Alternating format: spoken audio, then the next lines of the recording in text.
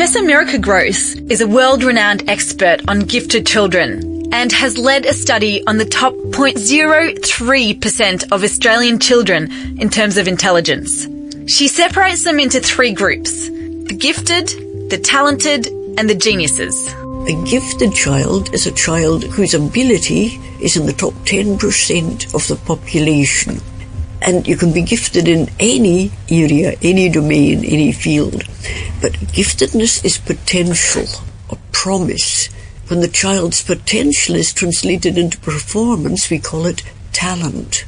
So a talented child is someone who is the top 10% of performance in a particular field. The genius is the child who can achieve and perform something at adult level. The genius has a creative touch that enables them to bring a new way of looking at things to something they're involved with. Michelangelo, he wasn't just gifted. The man just saw things in a different way. About 1 in 10,000 of the population is gifted, but only 1 in 100,000 can be described as a genius. So what is the real difference? I could tell you the ingredients.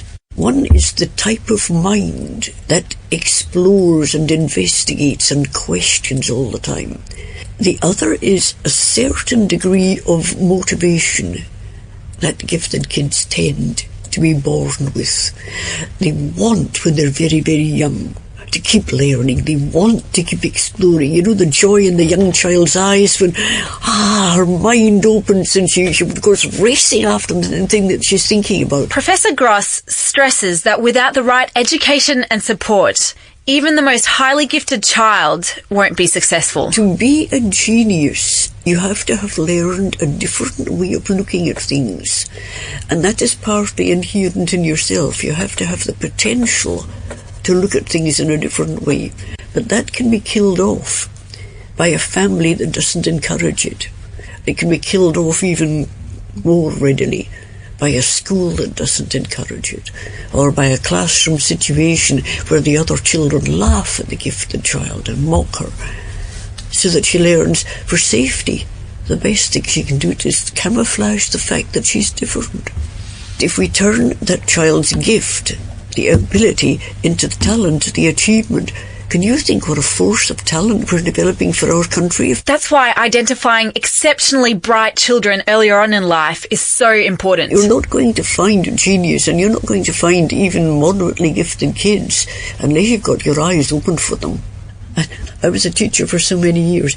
If I would say something in class and a child would turn my sentence around and give the answer back by almost just repeating what I'd said.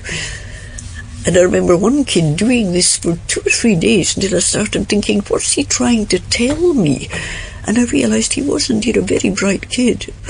And he had been sitting there bored for some time till I realised what the clever little dear was doing.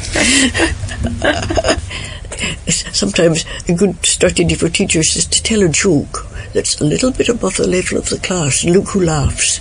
It's the kid who laughs is probably the kid who has got the joke. And we even give you a little eye meet. You know, I got that. Do you realise I got that? It's interesting.